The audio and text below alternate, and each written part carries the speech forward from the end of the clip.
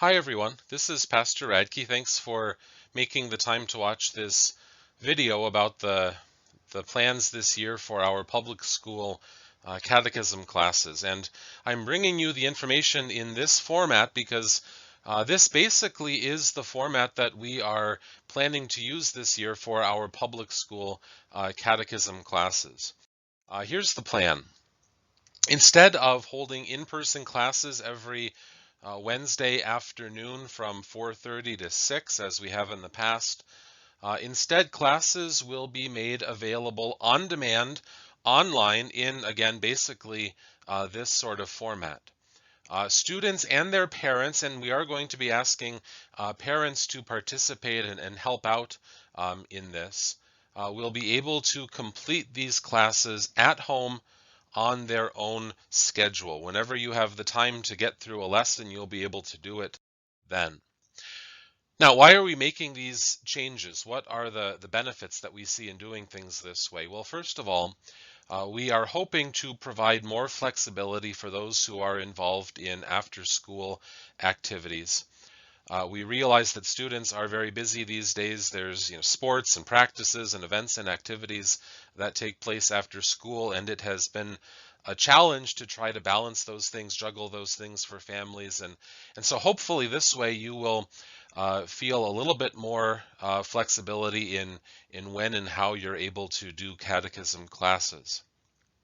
Another benefit is that classes will be able to continue even if another school shutdown becomes necessary. Obviously, we are hoping and praying that that won't happen.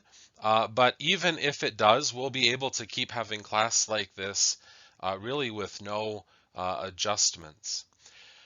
And then finally, and I think this is the biggest benefit of this plan, we will be giving parents and children the opportunity to study God's Word together. I know this is something that parents want to do, but sometimes I think parents feel like they don't have the time, they don't have the materials, they don't know how. Well, this will be an easy way, I think, just to sit down together and listen to God's Word. So, how's this going to work? What's the procedure? Every week we'll ask you to log into Google Classroom, and I will be sending you all of the information about how to log into Google Classroom and get things set up there. I'm guessing that many of you probably have experience with this already from the end of the school year last year. So you'll log into Google Classroom every week, and generally, we're going to hopefully plan to get through 2 lessons each week. Normally, we would go through 2 lessons in class every Wednesday afternoon, and so to keep on schedule, we're going to plan to do 2 lessons a week. But again, there's some flexibility. You can make up some lessons if you get behind, or work ahead if you have extra time some week. So you'll log in, and in Google Classroom, there will be a link to each lesson. I'm going to be recording myself teaching the lesson, basically like I'm doing right now. And I will also be providing some time, some pauses throughout for students and parents to answer some questions at home. So hopefully it won't just be me talking the whole time. I'm hoping to give you some time to discuss and answer some questions at home as well. As we go through each lesson, you students will write down the answers to the questions and any notes that you might want to take in your workbook, and we'll talk more about the workbooks in a second during the lesson. So you'll fill out the workbook as you go through the lesson with me. And then after the lesson, there is a worksheet in the book for each lesson. And you can do that in one of 2 ways. If you want to fill it out by hand in the workbook and then transfer your answers to the online form on Google Classroom, you can do that. Or if you would rather just do it online, you can do that too. So on Google Classroom there will be the lesson, and then there will be a form for the worksheet. So whether you do it in the workbook first or do it just online, the important thing is that you do it online on Google Classroom, because that's where I'm going to be able to see those worksheets, make sure that they're getting completed, and so on. Okay, and then with each lesson there will also be, and this is everyone's favorite part, memory work. There will be a memory work assignment for most of the lessons. There might be some where there isn't. And parents, I'm going to be asking you to be responsible for making sure that your student knows the memory work as well as they possibly can, and you know the abilities of your student, you know how well they're going to be able to learn it. And I know that different students have different abilities when it comes to memory work, and that's fine. But don't let them off easy. Don't let them just kind of say it once and then be done. Work with them and push them to really commit these things to memory, and to learn these things well, because memory work, I know sometimes people wonder, is it really important? Why do we memorize these things? But it is important to commit God's word to memory, to engrave these things on our hearts, because there may be times when that Bible isn't handy, or even the smartphone isn't there. You can't just look a passage up.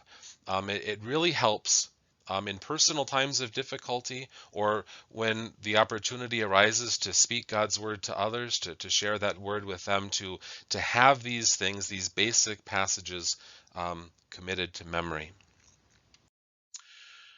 Okay, and then I'm hoping, and this is something that I'm still going to work on scheduling, but I'm hoping that we will be able to meet at least a few times during the year, just to see how things are going, see if there are any questions or issues, make sure no one is falling too far behind, just to kind of touch bases and see how things are going. And like I said, I'm still working on scheduling that, but I'll be in touch with you to figure that out. Okay, the curriculum. First year students, and typically that's the sixth graders, will be using a series called Growing in the Word. It's a green workbook, and the purpose of this first year is to cover the entire span of salvation history. We will have the opportunity to go through the Bible from beginning to end, covering all of the key events, all of the high points in the history of salvation. And this is really a blessing, to be able to see the Bible not as sort of just a collection of random things and names and dates like we sometimes do, but to realize that the entire Bible is one big epic story of God's plan to save the world. And so that's what we're going to be looking at for first year students, sixth graders, in Growing in the Second year students, usually seventh graders, but not always, will be using a series called Growing in Grace, which is a blue workbook. And the purpose of this year, the seventh grade year, is to cover the 6 chief parts of the Catechism in preparation for confirmation this spring. So those of you who are in this second year class, mostly seventh graders, you will have the opportunity, after learning and studying the small catechism this year, to be confirmed, and we will be talking about confirmation in much more detail as we get closer to it. But this is the big confirmation year for you. Some materials to take home.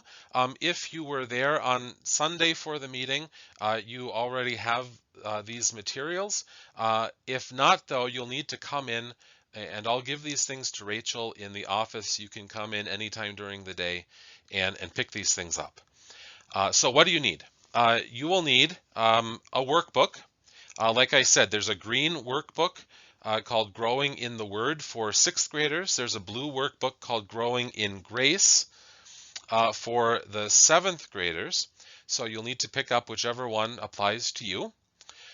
You will need to pick up a copy of Luther's Small Catechism if you don't have one at home. Even if you do have one at home, we're happy to provide you with another one. We're going to be using Luther's Small Catechism more in 7th grade because that's really the heart of what we're studying, but we also will sometimes refer to it in 6th grade, so 6th graders, you might as well pick one up too.